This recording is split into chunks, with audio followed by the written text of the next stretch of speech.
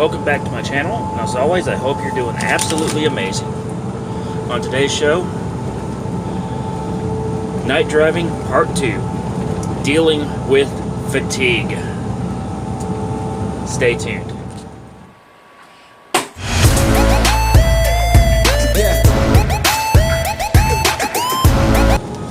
So, welcome back. Well, if you saw my episode last night, you would have seen that I was in a dark parking lot. And if you didn't see my episode, go back and watch number 23. So, on today's show, I want to talk about how you deal with fatigue on the road. And there are several tools available to you to help you fight the urge to yawn. The first thing is getting a consistent wake-up time. That is, go to bed and wake up about the same time every day. Now, with some customers, this is a challenge, and with some operations, it's pretty difficult. But I would still recommend it. Another thing you can do for short-term relief is to try a little bit of caffeine. Now, yes, these are coffee pouches. A lot of drivers do dip. I don't like it.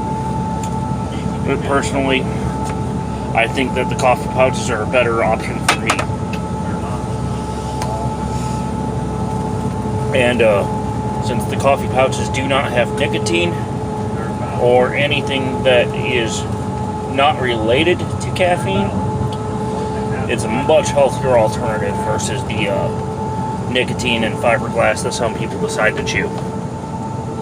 Another option you've got, especially if you're dealing with altitude changes all the time, and you're a passenger, not a pilot, by the way, if you're flying, is to chew gum. Gum will keep your mouth moving and keep your fixation going, which will help with fatigue. More importantly, though, you need to have a healthy diet. So, cutting back on the carbs and cutting back on the soft drinks and etc. Now, I do note this is Gatorade Zero, which is one of the beverages I choose, along with bottled water and tea and coffee for staying up. And occasionally I do have a diet soda, but it's becoming more and more rare as I deal with my diabetes. Another thing to consider is your sleeping arrangements. You need to be comfortable, not sleeping on the back of a head restraint. So with that in mind, you may have seen the neck pillow earlier. In fact, here it is now. A good neck pillow, if you're sitting upright all the time, will actually help you stay relaxed. Also, if you're in a team-operated truck or in an RV, have yourself a good mattress pad and some additional cushioning to help absorb the vibration from the road. Now, if you're flying, your airline may do this for you, as some of the business class passengers oftentimes experience. But in a large truck or a bus or an RV, a neck pillow might be your best option. And if it's a regular bed that you're dealing with instead, that I would highly recommend you get a mattress pad along with the mattress. You also need to make sure that you have good bedding.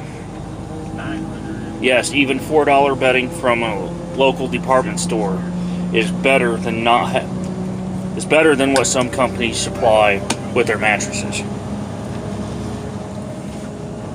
So just go to a store, get the cheap stuff. You don't have to buy expensive, but make sure it's comfortable for you. So a good pair of memory foam pillows, a good sheet set, and a sleeping bag or a comforter is going to be a lot nicer than not having any of that stuff. Lastly, dim the lights. You don't need to have your lights on when you're sleeping in a moving vehicle. It's better off to have as many of them turned off as possible, and to also make sure that your curtains are shut.